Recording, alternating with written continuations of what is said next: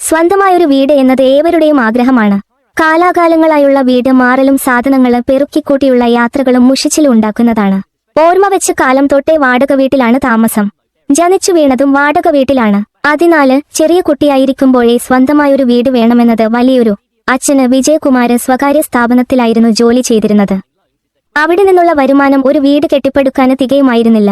താമസിക class കഴിഞ്ഞു വന്നയുടനെ തന്നെ phone on ചെയ്ത് റെക്കോർഡ്സ് കംപ്ലീറ്റ് ചെയ്യണം, പ്രൊജക്ട് ചെയ്യണം, സെമിനാർ എഴുതണം. ഇന്ന് രാത്രി ജീവേട്ടൻ വിളിക്കണ്ട എന്ന് ശ്വാസമടക്കി പിടിച്ചു മെസ്സേജ് അയക്കും.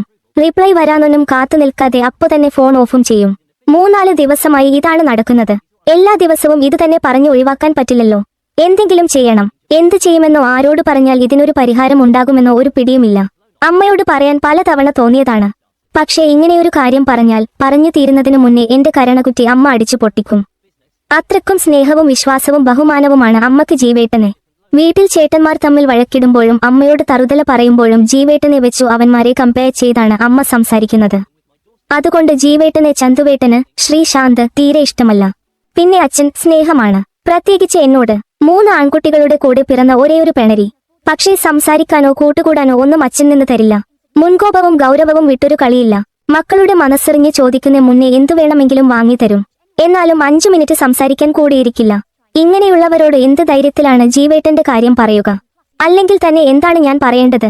എന്ത് ശബ്ദമാണ് നീ കേട്ടതെന്ന് അച്ഛനോ അമ്മയോ തിരിച്ചു ചോദിച്ചാൽ ഞാനെന്ത് മറുപടി പറയും? ഒരു പെണ്ണിന്റെ ശബ്ദം കേട്ടെന്ന് പറയണോ?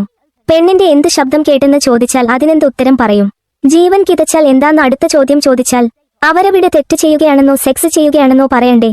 സ്വന്തം അച്ഛനോടോ അമ്മയോടോ ഒരു മകൾ ഇങ്ങനെയൊരു വർത്താനം പറയുമോ? ഇതൊക്കെ ആലോചിച്ചു ആകെ പ്രാന്തായ അവസ്ഥയിലാണ് ഞാൻ. രാത്രിയായാൽ ഉറങ്ങാനും പറ്റുന്നില്ല.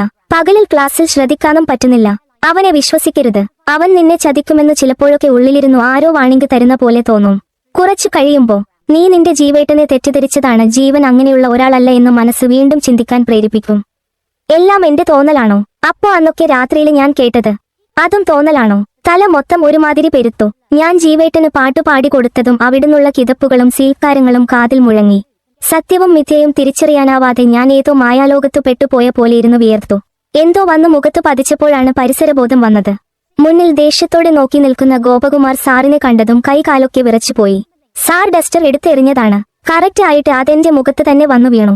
പേടിയോടെ എണീറ്റ് ചുറ്റും നോക്കിയപ്പോൾ എല്ലാവരും എന്നെയാണ് നോക്കിയിരിക്കുന്നേ. 12 വർഷത്തെ സ്കൂൾ ജീവിതത്തിലെ ആദ്യത്തെ അനുഭവം. കണ്ണൊക്കെ നിറഞ്ഞു തൂവി. രാവിലെ ഒരുങ്ങിക്കെട്ടി ഇങ്ങോട്ട് എഴുന്നള്ളുന്നത് ഇവിടിരുന്നു സ്വപ്നം കാണാനാണോ? ക്ലാസ്സിലൊരു വക പഠിക്കേമില്ല, ശ്രദ്ധിക്കേമില്ല. എന്തെങ്കിലും ചോദിച്ചാൽ പൂങ്കണ്ണീരും ഒഴുക്കി അങ്ങു നിന്നോളണം.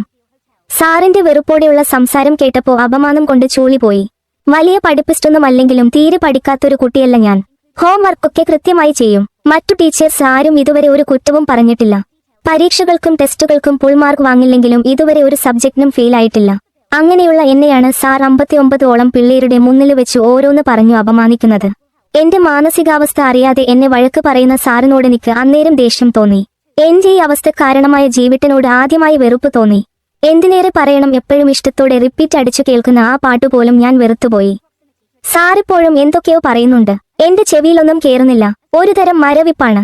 പഠിപ്പിച്ചതെല്ലാം 101 തവണ ഇമ്പോസിഷൻ എഴുതി കാണിച്ചിട്ട് നാളെ ക്ലാസ്സിൽ കയറിയാൽ മതിയെന്നും ഇന്ന് സാറിന്റെ ക്ലാസ് കഴിയുന്നവരെ ഇരിക്കരുതെന്നും ശിക്ഷ വിധിച്ചിട്ടാണ് സാർ വീണ്ടും ക്ലാസ് എടുത്തത്. ആരെയും മുഖത്ത് നോക്കാതെ അങ്ങനെ തന്നെ നിന്നു. ബെല്ലടിച്ചു സാർ ക്ലാസ്സിന്ന് പോയതും ബെഞ്ചിലിരുന്ന് ഡെസ്കിൽ മുഖം ഒളിപ്പിച്ചു കരഞ്ഞു. കൂട്ടുകാർ ആരൊക്കെയോ അടുത്ത് വന്നിരുന്നു മുതുകിലും മുടിയിലും തട്ടി ആശ്വസിപ്പിക്കുന്നത് അറിഞ്ഞെങ്കിലും മുഖം ഉയർത്തി നോക്കാൻ അഭിമാനം സമ്മതിച്ചില്ല.